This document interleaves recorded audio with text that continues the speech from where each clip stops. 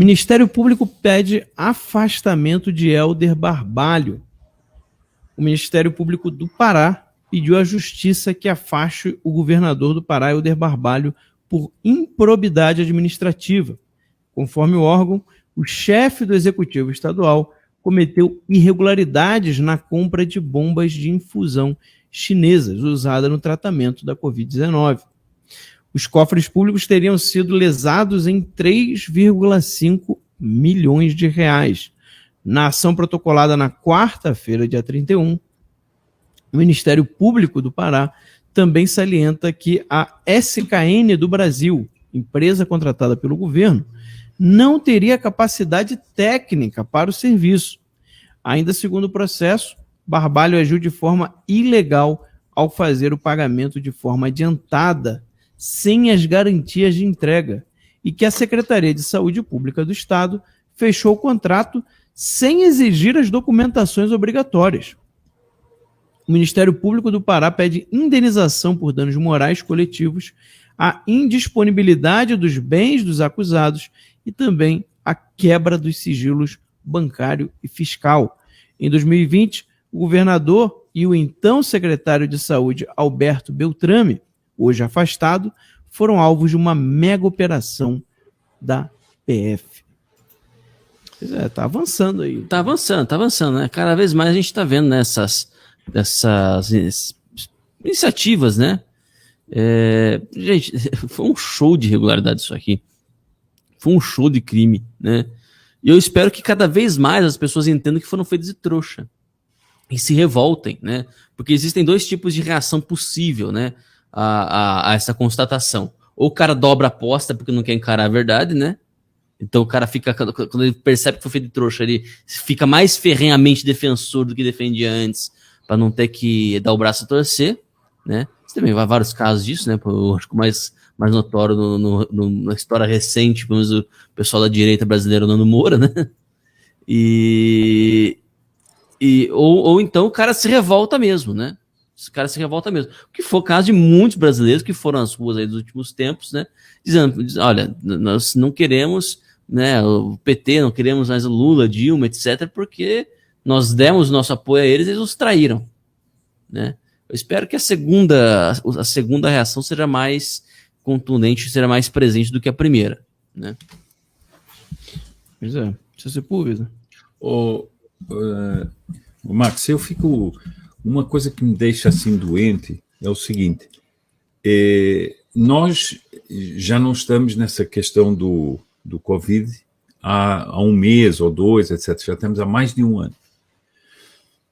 Já foram feitas denúncias gravíssimas contra governadores, prefeitos, por desvio de verbas, por falsificação de material, por não terem tomado medidas, não apenas de UTIs, só se fala de UTIs, mas já que estamos falando de saúde pública, medidas de saúde pública que evitassem chegar ao estado em que nós estamos chegando.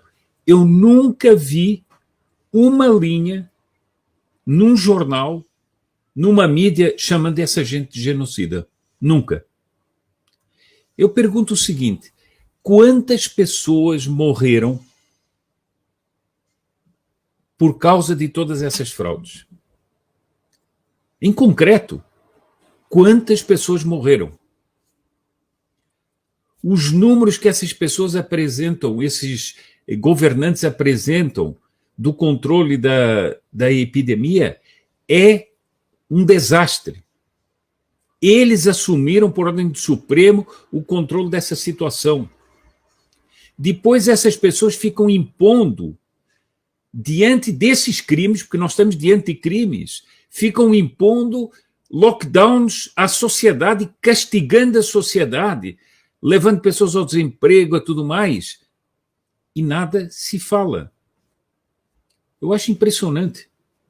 Como é que nós ainda estamos nisso? Quer dizer, nós vimos... Vamos só lembrar uma coisa. No meio desse caminho, houve eleições.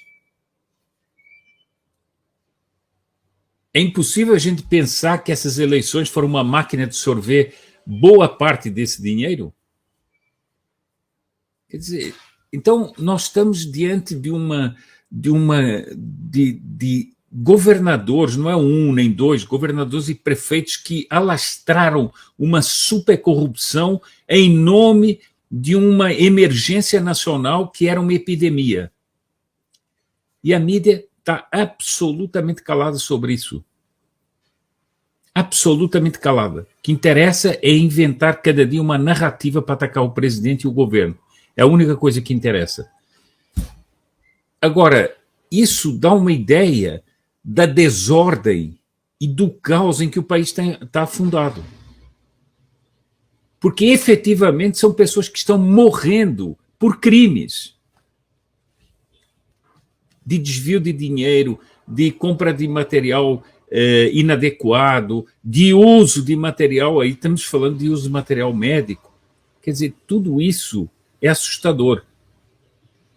Mas é assustador também o silêncio cúmplice da mídia,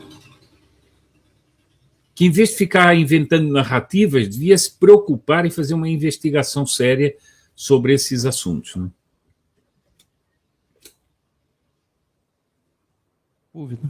Exatamente, Sepúlveda.